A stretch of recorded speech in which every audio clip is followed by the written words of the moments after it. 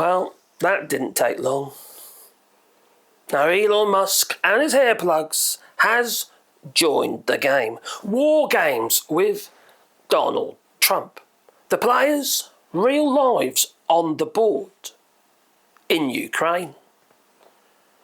But don't worry, Elon Musk has a plan.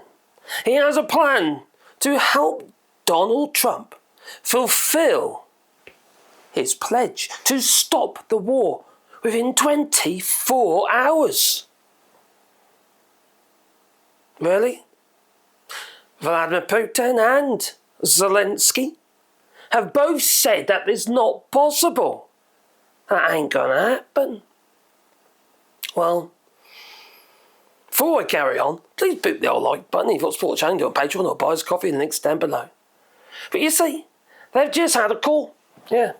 A conference call between Donald Trump, Zelenskyy, and Elon Musk. For a start, Donald Trump is not in office yet. No, he's not the incumbent. No. There's nothing he can do. Yet. But Elon Musk, the tech billionaire, who's bought his way to be beside Donald Trump's side, pretty much bought the votes for Donald Trump to become the President of the United States. Number 47. Crikey, just to think I used to respect that geezer. Not anymore. No. Well, currently Russia occupies around 20% of Ukraine. Now I, for one, support Ukraine. Because it's not just supporting Ukraine. It's supporting Ukraine on the front line of Europe. Well, not Europe, well, okay, nearly the European Union, but it is the front line between the rest of Europe and Russia. Which I find quite hard to comprehend why Vladimir Putin would want to invade Ukraine when Vladimir Putin says he doesn't want to have NATO on their border, but he's going to invade Ukraine so NATO becomes on his border. Makes no sense whatsoever. But what is this plan? It's actually quite an old plan. It's not Elon Musk's plan at all. He's just rehashing it. A solution. It's not a solution for the people of Ukraine. No. What Elon Musk is suggesting, that there should be an 800-mile demilitarized zone. A no man's land. It's supposed to be a bit like between North Korea and South Korea, maybe. But he also says, or Trump says, that he wants the Europeans to do the security. Yes, you want our troops to do the demilitarized. Oh, blooming hell, I can't even say it. To stop the Russians going in and stopping the Ukrainians going in. No man's land. But this includes British troops as well. British and European troops to man the border. The no man's land bit between two borders, so one way a border, but you know. Oh. So what they're suggesting is that, Ukraine is going to have to surrender to Putin. Putin invaded Ukraine. Now, they're going to say in the United States, well, that's fantastic. Donald Trump said he could stop the war in 24 hours, yeah. Well, he did it in Afghanistan, didn't he? And Syria. Did he? Really? That's what people tell me. No. Donald Trump negotiated the deal with the Taliban, handing over everything, including military weapons and what have you, and vehicles and God knows what else, to the Taliban. was just a handover, really. We surrender. Sounds a bit like Vietnam. Oh, crikey, I just remembered. Donald Trump didn't serve, did he? Because he had heel spurs. Really? Well, it wasn't just Afghanistan. It was also Syria. What did he do? Pretty much say to Assad, well, you won. We're off. That's it. That's how he stopped the war. That's not stopping, that's surrendering. Okay, to be fair, Assad was the president of Syria. But these are all tyrannies. Russian-backed tyrannies using chemical weapons on children. I know Vladimir Putin is, well, gaining more territory. He's done it before, but he sat back and has watched it happen. Twice. Well, probably more times than that, but you know. And now he's likely to move into, well, gain territories right across Europe. So what happens? Let's say, for instance, if Vladimir Putin does invade more countries to the west and NATO gets involved. Let's say, for instance, NATO doesn't get involved because Donald Trump says, oh, we're not going to, we're not going to participate anymore. Because it's pretty much what he says. Not going to participate in NATO's madness. It's one way of bugging up your own economy. You know what Donald Trump is transactional. He wants money, honey. All he thinks about is the dollars. Well, not supporting Ukraine will affect the dollars. It'll affect the value of the dollar. It'll affect world markets. You wouldn't have no one to trade with.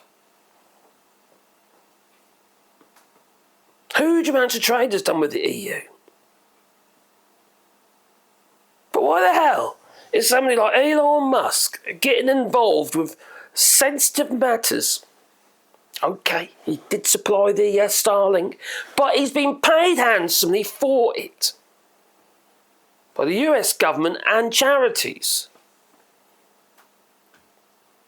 It isn't free. No. None of this stuff we've been sending over to Ukraine is free. It is a debt.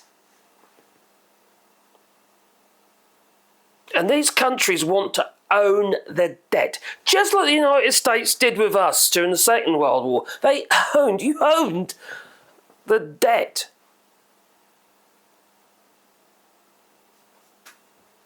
Huge amounts of money.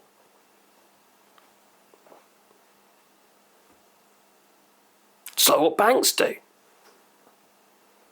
They want to control you with debt.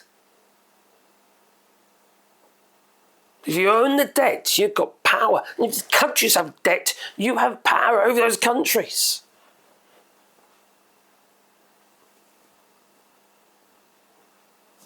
It's about negotiation, and it really is.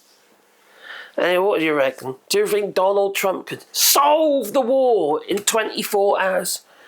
I think not. I think, personally, you might disagree with me on this one, I think we went too soft. Through flipping sanctions on various individuals and what have you, and confiscating these mega ships, these big yachts. Vladimir Putin don't care about all that.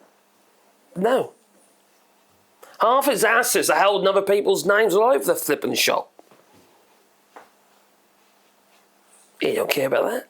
Besides, you just get the Russian people to pay for another one.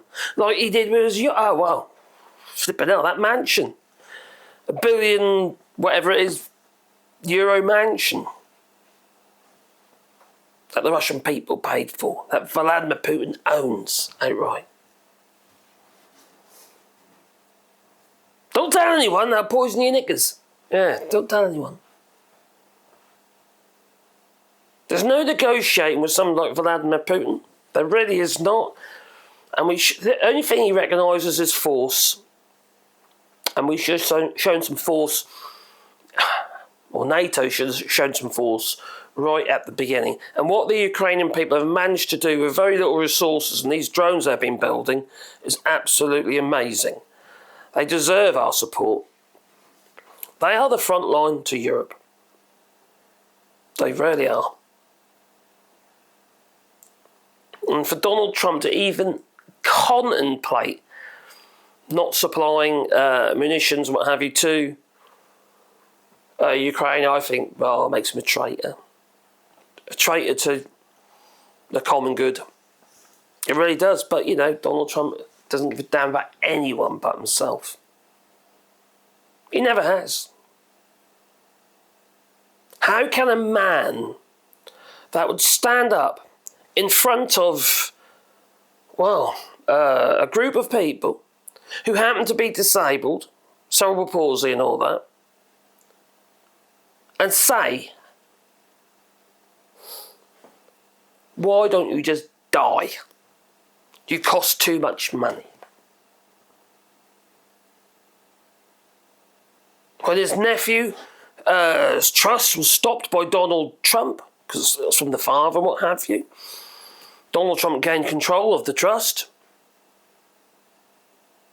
And his nephew's got his son's about 25 now, who happened to be, he's got cerebral palsy as well. And his dad now is doing all these charities and stuff.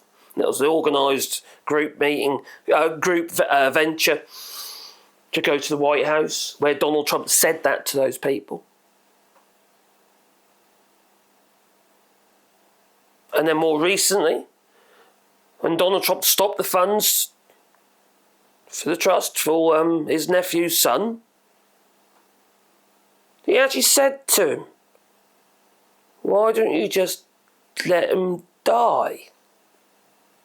That's in his nephew's book, Fred Jr. Who says something like that? Just like he took the mick out of that disabled journalist. The man's not to be trusted. He's an evil piece of work. He really is. And now he's the President of the United States. And over 74, whatever million people voted for this man. And that reflects on every single one of you who voted for Donald Trump.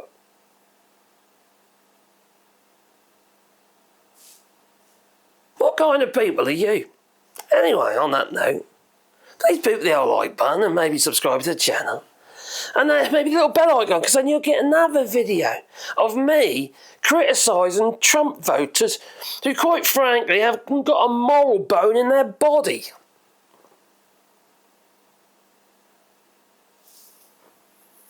Stupid is as stupid does. Toodaloo.